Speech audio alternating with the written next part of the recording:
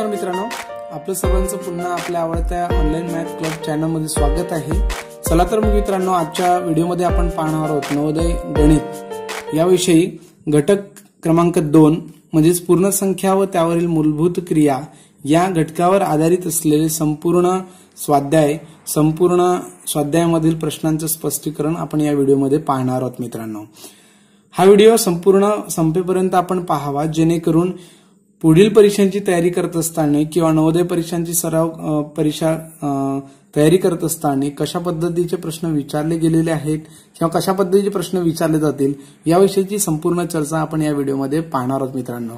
कारण याच प्रश्नांचा सराव करून अनेक विद्यार्थी नवोदयला पात्र ठरलेले आहेत आणि अनेक विद्यार्थ्यांनी याच प्रश्नांचा सराव करून आपले यश संपादन केलेले आहे मित्रांनो। म्हणून आपण हा संपूर्ण व्हिडिओ पूर्ण पाहून घ्यावा। आपण अजूनही आमच्या ऑनलाईन मॅथ क्लबचे सदस्य नसाल तर आपण सर्वप्रथम ही चॅनल सबस्क्राइब करून घ्यावी, जेणेकरून आमच्या माध्यमातून येणारे नवनवीन गणित व्हिडिओ आपल्याला सहजपणे पाहता येतील मित्रांनो। या अगोदरचा घटक क्रमांक 1 मधील संपूर्ण व्हिडिओ पाहण्यासाठी डिस्क्रिप्शन मध्ये एक लिंक दिलेली आहे, त्याचा आधार घेऊन आपण त्या लिंकच्या आधारे आपण डिस्क्रिप्शन मधून पहिल्या धड्यावरील संपूर्ण स्वाध्याय पाहू शकता। त्यानंतर बघूया यातील स्वाध्याय 2.1 म्हणजे दुसऱ्या धड्यामधील पहिला स्वाध्याय आहे 2.1। तो स्वाध्याय आपण इथे पाहून घेऊया मित्रांनो। पहिला प्रश्न आहे, 4 किलोग्रॅम तांदळाची किंमत 9 किलोग्रॅम गव्हाच्या किमती इतकी आहे। जर 1 किलोग्रॅम गव्हाची किंमत 20 असेल तर 8 किलोग्रॅम तांदूळ व 9 किलोग्रॅम गव्हाची किंमत किती? तर बघा, सर्वप्रथम आपण प्रश्न वाचून घेतलेला आहे, त्यानंतर त्याची लेखी मांडणी करून घेऊयात मित्रांनो। नवोदय परीक्षांमध्ये येणारे संपूर्ण जवळपास प्रश्न हे शाब्दिक स्वरूपाचे प्रश्न असतात, त्याच्यामुळे त्याची मांडणी लेखी स्वरूपात करता येणं खूप गरजेचं असतं, त्याची रीत मांडता येणं खूप गरजेचं असतं, त्याचा रीतसर सराव होणं गरजेचं असतं। म्हणून बघा, तर अशा प्रश्नांची लेखी मांडणी कशी करावी ते आपण एक एक वाक्य वाचून समजून घेऊयात। तर बघा, पहिला वाक्य जर विचारात घेतलं तर 4 किलोग्रॅम तांदळाची किंमत 9 किलोग्रॅम गव्हाच्या किमती इतकी आहे। तर मी इथे लिहून घेतो मित्रांनो, 4 kg म्हणजे किलोग्राम तांदूळ बरोबर 9 kg गहू मित्रांनो। कारण 4 kg तांदळाची किंमत जेवढी असेल तेवढीच 9 kg गव्हाची किंमत आहे, म्हणून मी 4 kg तांदूळ बरोबर 9 kg गहू लिहून घेतलेला आहे।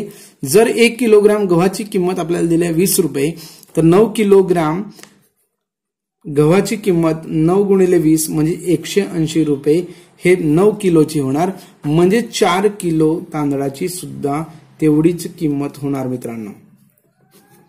आणि इथे आपण 1 किलो तांदळाची किंमत जर काढली तर 1 किलो तांदळाची किंमत किती होते ते काढण्यासाठी 4 किलो तांदळाची किंमत 180 आहे आणि 180 ला 4 ने भागाकार केलं तर 4 1 4 आणि 4 चौक 16 उरले 2, 4 पंचे 20 म्हणजेच अशा पद्धतीने 45 रुपये किलोग्राम असं 1 किलोग्रामची किंमत 45 रुपये तांदळा म्हणजे 45 रुपये एवढी असणार आहे। आणि आपल्याला प्रश्न विचारलेला आहे की 8 किलोग्राम तांदूळ व 9 किलोग्राम गव्हाची एकूण किंमत। तर 8 किलोग्राम गव्हाची किंमत आपण जर काढली तर बघा, सर्वप्रथम तांदळाची किंमत काढावी लागणार आहे 8 kg तांदूळ म्हणजेच 8 किलोग्राम तांदळाची किंमत म्हणजेच 45 गुणिले 8 इथे जर केलं तर बघा, 8 पंचे 40, 0 4, 8 चौक 32 आणि 4 36 म्हणजे 360 रुपये तांदळाची किंमत होणार। आणि 9 किलोग्राम गहू आपल्याला इथे विचारलेले आहेत आणि 9 किलोग्राम गव्हाची किंमत पूर्ण होणार मित्रांनो। इथे आपण काढलेलीच आहे मगाशी की 9 किलोग्राम गव्हाची किंमत 9 गुणिले 20 बरोबर 180 रुपये होतात। आणि त्यानंतर एकूण किंमत विचारलेली आहे म्हणून दोघांची बेरीज आपण करूयात, तर इथे 0 येणार, त्यानंतर इथे 14 चे 4 हातचा 1, 2 आणि 1 3 आणि 1 4 5, 540 रुपये असं पर्याय क्रमांक 4 हे पहिल्याचं उत्तर असणार। त्यानंतर आपण बघूयात प्रश्न दुसरा, परंतु बघा मित्रांनो, इथे प्रश्न दुसरा प्रिंट झालेला नाही, त्याबद्दल क्षमा असावी। बघा, तिसरा प्रश्न बघूया, एक इंजिन एका मिनिटात 95 लिटर पाणी उपसते तर 13,965 लिटर पाणी उपसण्यास किती वेळ लागेल? तर बघा इथे 1 मिनिटाचा दर दिलेला आहे आणि 1 मिनिटात तो 95 लिटर ते इंजिन पाणी खिचते. तर त्यानंतर 13,965 लिटर पाणी उपसण्यास त्याला किती वेळ लागेल हे काढायचे आणि हे काढण्यासाठी आपल्याला इथे भागाकार करावा लागणार आहे. 13,965 या एकूण लिटरला 95 लिटरने भागाकार केलं तर आपल्याला एकूण वेळ मिळणार. तर बघा सर्वप्रथम आपण याला अतिसंक्षिप्त रूप देऊन द्या, कारण की आपल्याला 95चा पाढा येणार नाही म्हणून आपण अतिसंक्षिप्त रूप देताना विचारात घेतलं तर इथे 5ने भाग जाईल 95ला आणि याला पण 5ने भाग जाईल. म्हणून आपण काय करूयात मित्रांनो, 5ने भागाकार देत असताना अतिसंक्षिप्त रूप देऊयात. तर बघा 5 1 5 उरले 4 आणि 5 9 45 असे एकूण 19 मिळतील. आणि त्यानंतर वरच्या संख्येला 5ने भागाकार केलं तर 5 2 10, त्यानंतर 3 उरले, 5 7 35 उरले 4, 5 9 45 उरला 1 आणि 5 3 15. अशा पद्धतीने आपल्याला 2793 ही संख्या मिळाली आणि 2793ला आपण आता 19ने भागाकार करूया. 19ने भागाकार केलं तर सर्वप्रथम आपण 19 1 19, 27 मधून 19 गेले तर उरले 8, उतरवले 9. त्यानंतर याला आपण जर 20 पकडलं मित्रांनो तर 20 चौक 80 होतात आणि 20 चौक 80 म्हणजे 80 पेक्षा ही संख्या मोठी आहे आणि म्हणून आपण 4ने भागाकार करूयात.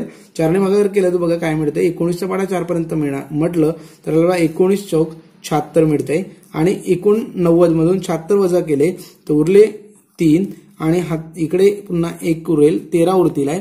त्यानंतर 3 खाली आपण उतरवूयात मित्रांनो आणि 19चा पाढा त्यानंतर 133 पर्यंत येईपर्यंत जर आपण म्हटलं तर आपल्याला 7 पर्यंत पाढा म्हणावा लागणार आणि 7 9 63 3 हातचे 6, 7 1 7, 7 आणि 6 होणार मित्रांनो 13 आणि यांची वजाबाकी केली तर 0 उरतोय. म्हणजेच अशा पद्धतीने पूर्ण कालावधी लागणार 147 मिनिटे. आता बघा 147 सेकंद पण दिलेले आहेत, 147 मिनिटे दिले आहेत, तास दिलेले आहेत आणि 1470 मिनिट दिले आहेत. परंतु आपलं उत्तर आलं 1000 म्हणजे 147. आता हे मिनिटे लिहायचे, सेकंद लिहायचे की तास लिहायचे, तर याचा विचार करत असताना सर्वप्रथम आपण विचारात घ्यायचं की 95 हे जे प्रमाण आहे हे मिनिटाचं प्रमाण आहे म्हणून आपण जे काढलंय ते सुद्धा मिनिटे आहेत. म्हणजेच एकूण मिनिटे लागतील 147 मिनिटे. पर्याय क्रमांक 2 हे त्याचं उत्तर असणार. त्यानंतर आपण चौथा प्रश्न बघूयात. दोन संख्यांची बेरीज 9,87,654 आहे. जर एक संख्या दुसरीपेक्षा 20,100 मोठी आहे तर दोन्हीपैकी मोठी संख्या कोणती? तर बघा एक संख्या दुसरीपेक्षा 20,100 म्हणजे 20,100 ती मोठी आहे संख्या. तर आपण सर्वप्रथम काय करूया मित्रांनो, समजा चौथ्या प्रश्नाचं उत्तर काढत असताना समजा पहिली संख्या आपण विचारात घेतली मित्रांनो, तर पहिली संख्या आपण ए पकडली, पहिली संख्या आपण ए पकडली तर दुसरी संख्या म्हणजे तिच्यापेक्षा मोठी असलेली संख्या आपण जर विचारात घेतली तर ए प्लस म्हणजे तेवढ्याने ती मोठी आहे. म्हणजेच ए प्लस 20,100 ती मोठी आहे दुसरी संख्या. म्हणून मोठी संख्या आपल्याला म्हणता येईल की लहान संख्येपेक्षा 20,100 मोठी आहे. आणि या दोघांची बेरीज आपल्याला दिलेली आहे 9,87,654 आणि हा 2014ला आलेला प्रश्न आहे. आणि असे प्रश्न किंवा तुलनात्मक शब्दांचा वापर केलेले प्रश्न हे सोडत असताना मित्रांनो विद्यार्थ्यांना समीकरण कसं मांडावं किंवा कोणत्या संख्येला काय पकडावं हे समजून सांगणं गरजेचं आहे. आणि म्हणून जेव्हा एखाद्या प्रश्न शाब्दिक प्रश्नामध्ये आपल्याला तुलनात्मक शब्दांचा किंवा समीकरणात्मक शब्दांचा उपयोग दिसत असेल तर त्या ठिकाणी सर्वात लहान गोष्टींना आपण समजा पकडायचं आणि त्यानंतर बाकीच्या संख्या बनवायच्या. इथे आपण सर्वात लहान संख्या ए पकडली तर दुसरी संख्या आपल्याला मिळाली ए अधिक 20,100, कारण मोठी संख्या ए पेक्षा 20,100 जास्त आहे म्हणजेच त्या ठिकाणी आपण प्लस केलं आहे मित्रांनो. आणि या दोघांची बेरीज म्हणजे लहान संख्या ए अधिक मोठी संख्या ए अधिक 20,100 या दोघांची बेरीज म्हणजे पहिली संख्या ही झाली आणि दुसरी संख्या ही झाली. या दोघांची बेरीज 9,87,654 आहे मित्रांनो. त्यानंतर आपण समीकरण सोडवलं तर समीकरण सोडत असताना सारख्या अक्षरांची बेरीज करता येते म्हणून ए अधिक ए 2 होणार आणि यानंतर प्लस 20,100 बरोबर 9,87,654. 20,100 हे प्लस मध्ये इकडे बेरीज असल्यामुळे ते बरोबर चिन्हाच्या पलीकडे इकडे नेलं तर आपल्याला ते वजाबाकीत मिळतील. म्हणजे 2a बरोबर 9,87,654 वजा 20,100 असं आपल्याला मिळतील. त्यानंतर आपण यांची वजाबाकी करून घेऊयात. वजाबाकी केली तर बघा काय मिळते, 4 मधून 0 गेले 4, 5 मधून 0 गेले 5, 6 मधून 1 गेले उरले 5, 7 मधून 0 गेले 7, 8 मधून 2 गेले 6 आणि 9 जसेच्या तसेच. त्यानंतर ये जवळ हा 2 गुणाकारात आहे म्हणून याची किंमत आपण काढली तर 2 हा भागाकारात जाईल. भागाकार गेल्यानंतर आपण भागाकार केलं तर बघा काय मिळते 9,67,554 भागिले 2. तर हे आपल्याला मिळेल म्हणजे सर्वात लहान संख्या मिळेल मित्रांनो. सर्वात लहान संख्या मिळेल बघा 2 के 2, 2 चौक 8, 2 8 16, 2 त्रिके 6 उरला 1, 2 7 14 पुन्हा उरला 1, त्यानंतर 2 7 14 पुन्हा 1 उरेल, त्यानंतर 2 7 14. म्हणजे सर्वात लहान संख्या आपल्याला मिळाली 4,83,787 आणि आपल्याला प्रश्नामध्ये मोठी संख्या विचारलेली आहे आणि मोठी संख्या काढण्यासाठी सर्वात लहान संख्या आपल्याला मिळाली 4,83,777 ही सर्वात लहान संख्या त्यापैकी असणार आणि मोठी संख्या या लहान संख्येपेक्षा 20,100 ने मोठी आहे आणि म्हणून 20,100 आपण इथे मिळवले. तर आपल्याला मिळेल 7 7 8 3 10चा 0 आजचा 1 5. त्यानंतर आपल्याला मोठी संख्या मिळाली 5,03,877 म्हणजेच पर्याय क्रमांक 4 हे त्याचं उत्तर असणार. त्यानंतर बघा 5वा प्रश्न बघूया. 5वा प्रश्न सुद्धा तिसऱ्या प्रश्नासारखंच आहे. एक इंजिन तासाला 84,500 लिटर पाणी खेचते म्हणजे एका तासामध्ये 84,500 लिटर पाणी ते इंजिन खिचू शकते. एका दिवसात 10 तास इंजिन चालवण्यात येते म्हणजेच तो इंजिन एका दिवसात 10 तास चालते. 5 दिवसात ते किती लिटर पाणी खेचेल. तर बघा सर्वप्रथम आपल्याला एका तासाचं प्रमाण दिलेलं आहे. एका तासाचं प्रमाण आपल्याला दिलेलं आहे आणि एका दिवसात ते 10 तास चालते. तर 10 तासाचं प्रमाण आपण काढलं तर 84,500 लिटर ते एका तासाला तेवढं पाणी खेचते. त्यानंतर 10 तासाचं आपण प्रमाण काढलं तर 10 तासाने गुणाकार केलं तर आपल्याला 8,45,000 लिटर हे 10 तासात ते इंजिन पाणी खेचणार आणि एका दिवसात ते 10 तास चालते म्हणजेच एका दिवसात ते इंजिन 8,45,000 पाणी खेचणार आणि असे एकूण 5 दिवस ते इंजिन चालणार असणार मित्रांनो. कारण 5 दिवसात ते पाणी किती खेचणार हे विचारलेले आहे म्हणून 5 दिवसापर्यंत आपण जर चालवलं तर आपल्याला गुणिले 5 केलं तर आपल्याला त्याचं उत्तर मिळणार 500 500 500 5 5 25 5 2 त्यानंतर 5 चौक 20 आणि 2 22 2 हातचे पुन्हा 2 5 8 40 आणि 2 42 म्हणजेच बघा आपल्याला एकूण किती लिटर पाणी ते इंजिन खेचेल सहजपणे लक्षात येईल. एकक दशक शतक हजार दशहजार लक्ष दशलक्ष म्हणजे 42,25,000 लिटर हे 5 दिवसात दररोज 10 तास इंजिन चालवलं तर आपल्याला 42,25,000 एवढं पाणी खेचताना लक्षात येईल. त्यानंतर पर्याय क्रमांक 4 हे त्याचं उत्तर असणार. त्यानंतर प्रश्न बघूया 6वा. कापडाचे वेगवेगळे प्रकार पुढील दरात उपलब्ध आहेत. पहिला प्रकार आहे हे 4 पर्याय दिलेले आहेत ABCD मध्ये. वरीलपैकी सर्वात स्वस्त कापड कोणतं. सर्वात स्वस्त म्हणजे सर्वात कमी किमतीचं कापड कोणतं आहे हे तिथं विचारलेलं आहे आणि 2013ला प्रश्न आलेला आहे हा मित्रांनो. तर बघा इथे आपण जर विचारात घेतलं 460,23 मीटर कापड म्हणजे 23 मीटर कापडाची किंमत 460 दिलेली आहे तर 46,000 भागिले 23 केलंय म्हणजे 23 मीटरचं कापडाचं म्हणजे किंमत दिली आहे 460 तर एका मीटर कापडाची किंमत काढली तर 23 एके 23 23 दुने 46 म्हणजे 20 रुपये एका मीटर कापडाचं आपल्याला पर्याय क्रमांक 1 मध्ये मिळणार. त्यानंतर 912 किंमत दिलेली आहे 38 मीटर कापडाची आणि 38 ने आपण जर भागाकार केलं तर बघा आपल्याला काय मिळते. सर्वप्रथम आपण 19 ने भागाकार केलं तर 19 एके 19 19 दुने 38 होतात मित्रांनो. त्यानंतर 19चा पाडा आपण जवळपास 5 पर्यंत म्हटलं तर 19 गुणिले 5 तर 5 9 45 छे 5 5 एके 5 आणि 4.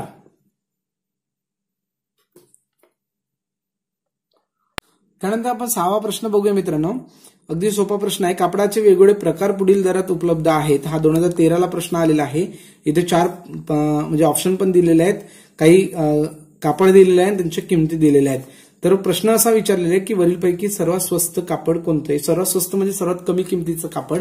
तर या पर्यायामध्ये दिलेले जे कापड आहे ते 23 मीटर कापडाची किंमत आहे 460. म्हणजेच 1 मीटर कापडाची किंमत आपण जर काढली तर 23 एके 23, 23 दुने 46, म्हणजेच 1 मीटर कापडाची किंमत झाली मित्रांनो 20 रुपये.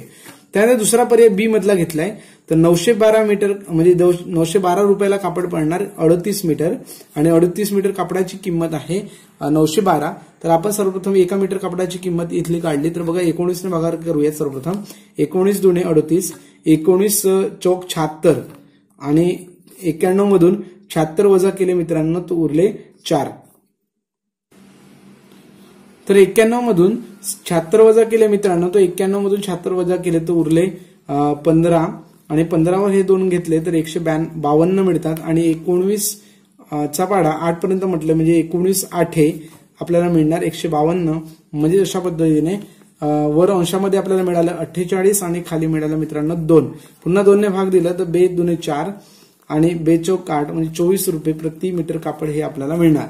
त्यानंतर तिसरा पर्याय घेतलं की 375 मीटर कापड हा म्हणजे 375 रुपयाला 15 मीटर कापड.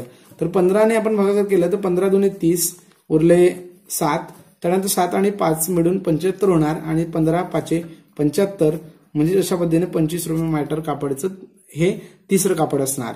आणि चौथं कापड आपल्याला आहे 396 रुपयाला 18 मीटर कापड मिळणार मित्रांनो.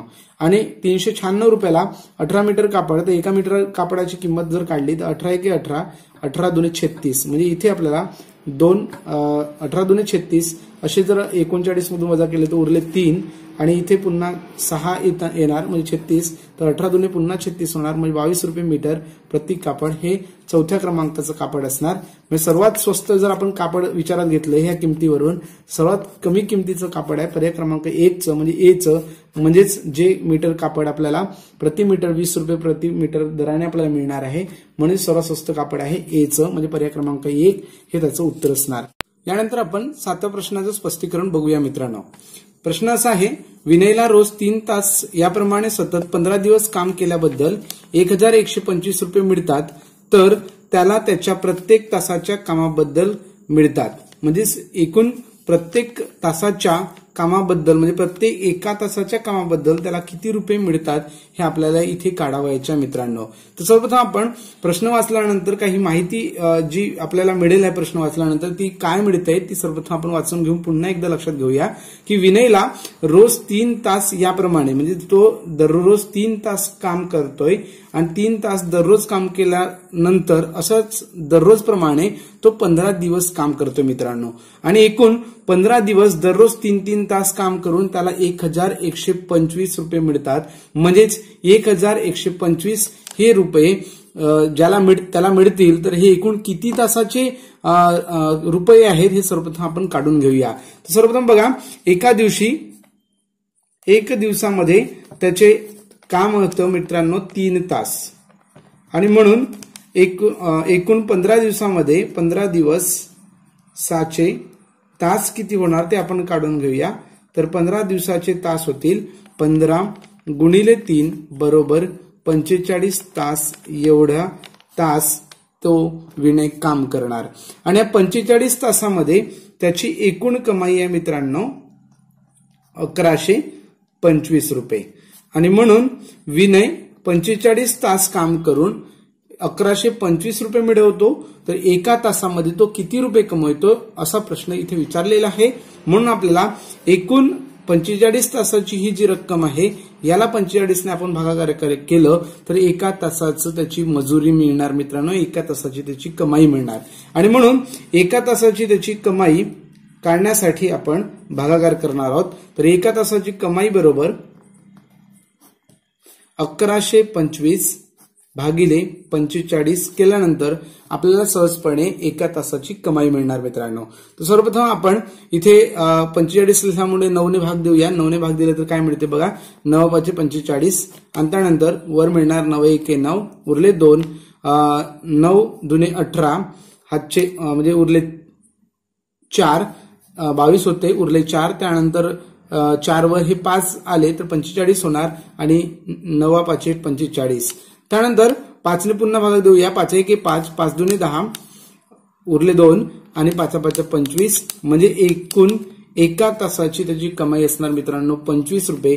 म्हणजेच पर्याय क्रमांक 4 हे 7चं उत्तर असणार. त्यानंतर आपण 8वा प्रश्न बघूया. अगदी सोपा प्रश्न आहे.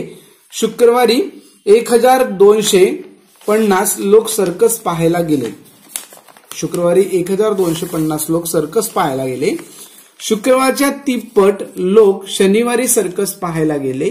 सगळे मिळून या 2 दिवसात किती लोक सर्कस पाहायला गेले हे या ठिकाणी विचारलेलं आहे. तर सर्वप्रथम बघा, आपल्याला एकूण 2 दिवसाचं पाहायला लोक जेवढे सर्कस पाहायला गेले तेवढ्यांची संख्या आपल्याला काढावायची एकूण 2 दिवसांमधली. तर सर्वप्रथम आपल्याला शुक्रवारची लोकसंख्या दिलेली आहे. सर्कस पाहायला गेलेली शुक्रवारची लोकसंख्या मित्रांनो 1250 लोक सर्कस पाहायला गेले. आणि शनिवारला एकूण शुक्रवारच्या तिप्पट म्हणजे शुक्रवारला जेवढे लोक गेले होते त्याच्या 3 पट लोक शनिवारी सर्कस बघायला गेले. म्हणजे शुक्रवारी 1250 लोक गेले होते, त्याच्या 3 पट म्हणजेच गुणिले 3 केलं तर एकूण 1250 गुणिले 3 म्हणजेच 300.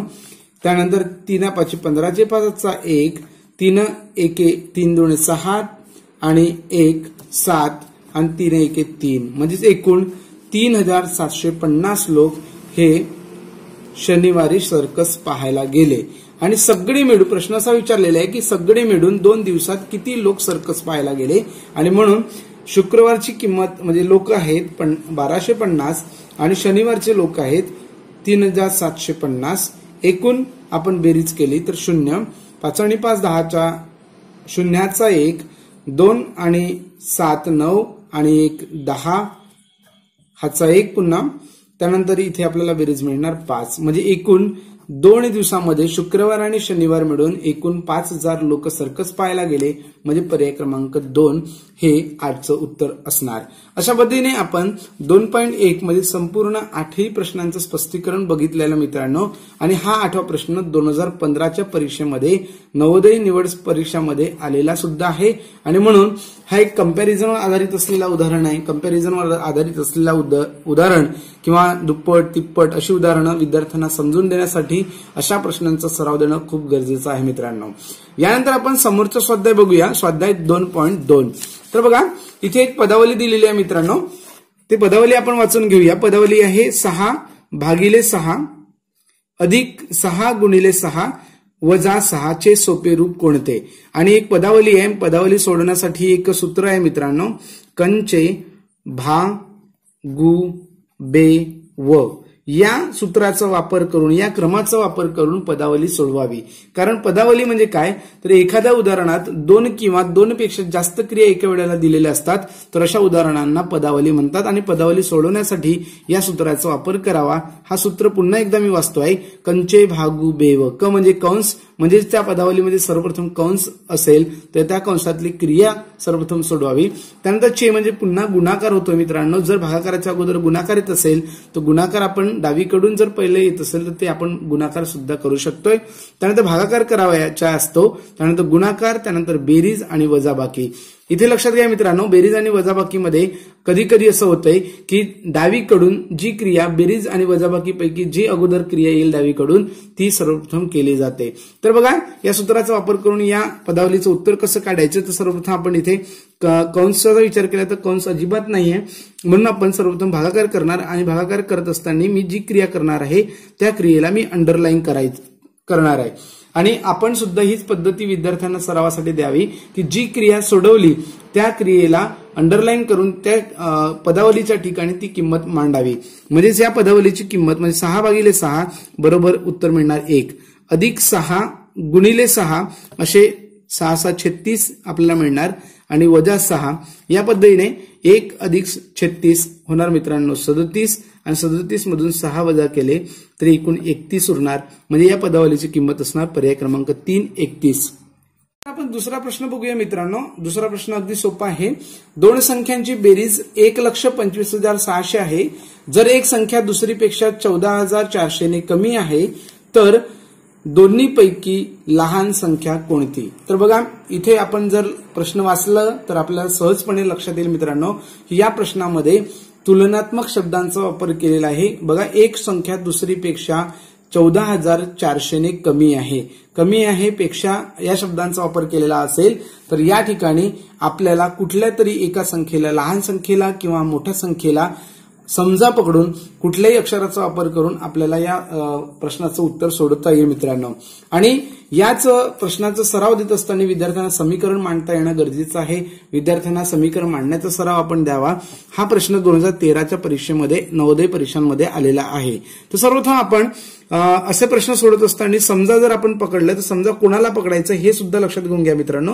समजा आपण लहान संख्या बरोबर ये पकडूयात आणि केव्हाही उदाहरणामध्ये जेव्हा समीकरण दिलेलं असेल, बेरजेची क्रिया दिली असेल किंवा गुणाकार दिलेले असेल त्या दोन संख्यांचा, तर सर्वप्रथम आपण लहान संख्या किंवा जे लहान घटक असतोय त्या लहान घटकांनाच आपण समजा म्हणून कुठल्याही अक्षरांचा वापर करून पकडू शकतो मित्रांनो. जर लहान संख्या ए झाली तर मोठी संख्या आपल्याला तुलनात्मक वाक्यावरून, उदाहरणात आलेल्या तुलनात्मक वाक्यावरून सहजपणे लक्षात येईल की एक संख्या दुसरीपेक्षा 14,400 ने कमी आहे.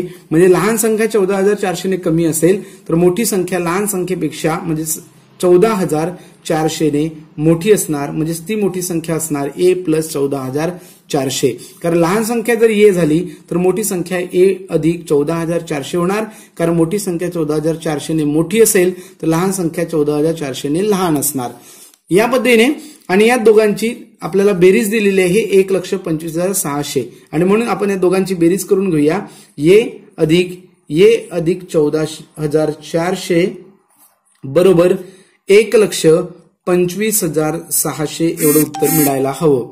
त्यानंतर आपण अक्षरांची बेरीज केली तर 1A अधिक 1A असे 2A होणार मित्रांनो. अधिक बरोबरचं चिन्ह आपण इथे देऊयात आणि हे बेरजीत असले 14,400 इकडे वजाबाकी घेऊन जाऊया. तर 1,25,600 वजा 14,400 आपल्याला वजा करावायचे आहेत. तर 2A म्हणजेच 2A बरोबर वजाबाकी जर केली तर हे 2 शून्य जसे तसे आपल्याला एकक स्थानी आणि दशक स्थानी मिळणार.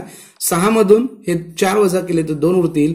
5 मधून 4 वजा केले 1 राहिला आणि या 2 मधून हा 1 वजा केला तर 1 उरला आणि 1,00,000 जसाच्या तसाच.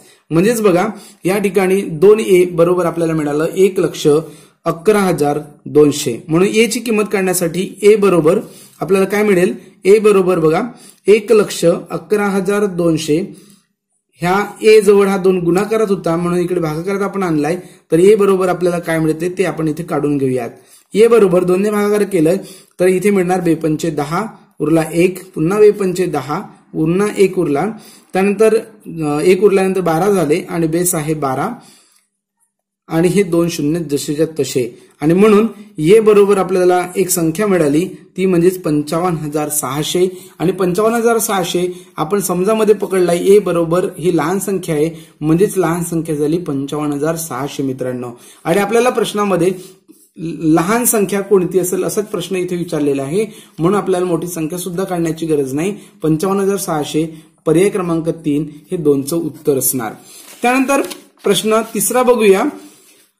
कंसात चांदणी भागिले त्रिकोण कंस पूर्ण वजा चौकट बरोबर गोलात गोल यात स्टारची किंमत बरोबर 18, त्रिकोण बरोबर 2 व चौकट बरोबर 4 असताना वर्तुळात वर्तुळची किंमत काढा. म्हणजेच या ठिकाणी बघा प्रत्येक चिन्हांची किंमत दिलेली आहे. त्या चिन्हांच्या ठिकाणी आपण त्यांची किंमत मांडून घेऊया म्हणजेच आपल्याला एक पदावली मिळेल.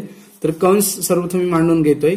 स्टारची किंमत आहे 18, त्यानंतर भागाकाराचं चिन्ह, त्यानंतर त्रिकोण बरोबर आहे 2 कंस पूर्ण वजा चौकट बरोबर आहे 4 आणि बरोबर गोलात गोलची आपल्याला किंमत काढायची. म्हणजे या पदावलीची किंमत आपल्याला सोडवायची आहे. आणि या पदावलीची किंमत सोडत असताना सर्वप्रथम आपण कंस सोडवून घेणार. तर कंस आपण सोडवून घेतले तर इथे भागाकाराची क्रिया 18/2 बरोबर 9 वजा 4 बरोबर आपल्याला मिळणार 5. म्हणजे गोलात गोलची किंमत होणार 5. पर्याय क्रमांक 3 हे 3चं उत्तर आहे. त्यानंतर चौथा प्रश्न बघूया मित्रांनो की 10,101 ला 17 ने गुणाकार केलं तर काय मिळणार हे आपण इथे काढून घेऊयात. गुणाकार काय येतो तर 17 1 17 7 1, त्यानंतर 17 0 0 आणि 1 1, 17 एके 17चे 7, पुन्हा हातचा 1, 17 0 0 आणि 1 0 आणि 1 1 जसाच्या तसा 17 एके 17, 17 पूर्ण जसे तसेच म्हणजे 1,71,717 पर्याय क्रमांक 3 हे 4चं उत्तर आहे। त्यानंतर बघूया 5वा प्रश्न, अगदी सोपा प्रश्न आहे मित्रांनो। मोठ्यात मोठी 5 अंकी संख्या आणि मोठ्यात मोठी 4 अंकी संख्या यांची बेरीज किती येईल? हा 2016च्या नवोदय परीक्षेमध्ये आलेला प्रश्न आहे की मोठ्यात मोठी 5 अंकी संख्या। सर्वप्रथम मोठ्यात मोठी 5 अंकी संख्या आपल्याला मांडून घ्यायची आहे। तर मोठ्यात मोठी 5 अंकी संख्या असेल 99,999 आणि मोठ्यात मोठी 4 अंकी संख्या म्हणजे मोठ्यात मोठी 4 अंकी संख्या असेल 9,999 आणि यांची बेरीज आपल्याला विचारलेली आहे, म्हणून बेरीजेचे चिन्ह मांडून आपण बेरीज करून घेऊया।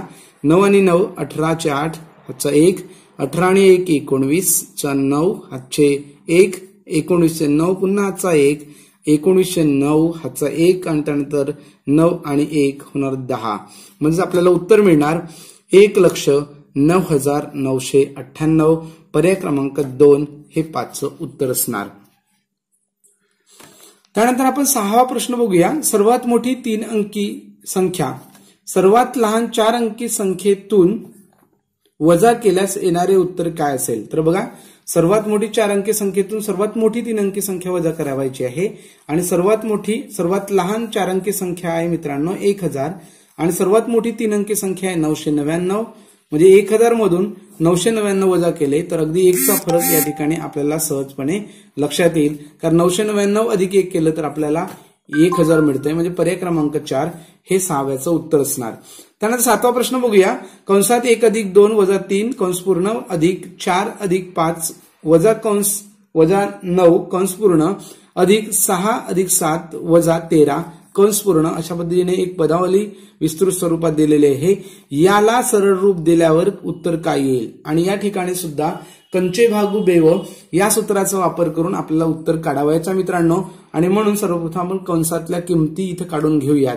आणि कंसामध्ये प्रत्येक कंसामध्ये आपल्याला 2 क्रिया दिलेल्या आहेत, इथे बेरीज आणि वजाबाकी दिलेली आहे आणि डावीकडून जी अगोदर येईल म्हणजे डावीकडून पहिले बेरीज येते म्हणून आपण बेरीज इथे करू शकतोय। 1 अधिक 2 बरोबर 3 आणि 3 मधून 3 गेले तर 0 उरणार मित्रांनो, म्हणजे इथे आपल्याला या कंसाची किंमत मिळणार 0। त्यानंतर अधिक इथे देऊयात। त्यानंतर या कंसाची किंमत काढली तर 4 अधिक 5 9 आणि 9 मधून 9 गेले 0, इथे सुद्धा आपल्याला 0 मिळणार, अधिकच्या चिन्ह मध्ये येणार। त्यानंतर या कंसाची किंमत 7 अधिक 6 6 अधिक 7 बरोबर 13, 13 वजून 13 गेले 0 उरले, पुन्हा बेरजेचं चिन्ह इथे लिहूयात हवाला। त्यानंतर 8 अधिक 9 17 17 आणि मधून 17 गेले उरले 0, पुन्हा प्लस 12 अधिक 13 25 वजा 25 बरोबर 0 आणि 0 अधिक 0 5 वेळा किंवा कितीही वेळा केलं तरी पण त्यांची बेरीज 0च येणार, म्हणजे पर्याय क्रमांक 3 हे 7चं उत्तर असणार। अगदी सोपा असलेला हा प्रश्न 2014ला विचारलेला आहे मित्रांनो, आणि हा सोपा जरी असला तरी विद्यार्थ्यांना व्यवस्थित जर रीत माहीत नसेल किंवा कशा पद्धतीने कंचे भागू सूत्राचा वापर करावा हे जर कळत नसेल तर बहुतांश वेळा विद्यार्थ्यांचं उत्तर चुकत असतो, आणि म्हणून अशा प्रश्नांचा सराव देणं विद्यार्थ्यांना खूप गरजेचं असतं। त्यानंतर आपण बघूयात की 8वा प्रश्न 243 गुणिले 3 गुणिले 2चा घातांक 2 म्हणजे याची किंमत 4 येणार, 5चा घातांक 2 म्हणजे याची किंमत 25 येणार, गुणिले 0 गुणिले 4। आणि बघा, प्रत्येक पद या ठिकाणी आलेलं प्रत्येक पद हा गुणाकाराच्या स्वरूपात दिलेला आहे आणि त्याला गुणाकारात 0 हा अंकाचा वापर केलेला आहे। विद्यार्थी ढोबळमानाने जेव्हा किंमत काढत असतात तेव्हा या शून्याकडे त्यांचं लक्ष जात नाही आणि सरळपणे ते 243 गुणिले 3 करतात, मग गुणिले 4 करतील, मग गुणिले 25 करतील, गुणिले 0 करतील, तेव्हा त्यांना कुठे लक्षात येईल की या ठिकाणी उत्तर 0 येतो। हा सुद्धा 2016ला कन्फ्यूज करणारा प्रश्न आलेला होता। अगदी एका सेकंदात या प्रश्नाचं उत्तर आपल्याला काढता येईल की कितीही मोठ्या संख्या असू द्यात आणि सगळ्या संख्या जर गुणाकाराच्या स्वरूपात असतील आणि त्या ठिकाणी एकच शून्याचा जरी उपयोग केला असेल तरी कुठल्याही संख्येचा गुणाकार त्या शून्यासोबत केला तर त्या पदावलीची किंमत 0 असते, हे विद्यार्थ्यांना माहीत असणं गरजेचं आहे। म्हणून 8व्या प्रश्नाचं उत्तर असणार मित्रांनो 0, कारण कुठल्याही संख्येचा शून्यासोबत गुणाकार केला तर त्याचं नेहमी उत्तर 0 मिळतंय, म्हणून पर्याय क्रमांक 4 हा 2016ला आलेल्या ह्या 8व्या प्रश्नाचं उत्तर आहे. अशा पद्धतीने आपण या ठिकाणी स्वाध्याय 2.1 आणि 2.2 यामधील संपूर्ण प्रश्नांचं स्पष्टीकरण बघितलं आहे मित्रांनो. यानंतर पुढच्या व्हिडिओमध्ये आपण पाहणार आहोत स्वाध्याय 2.3 आणि 2.4. हा व्हिडिओ आपल्याला आवडला असेल तर लाईक करायला आणि चॅनल सबस्क्राईब करायला अजिबात विसरू नका आणि जास्तीत जास्त विद्यार्थ्यांपर्यंत शेअर करायला सुद्धा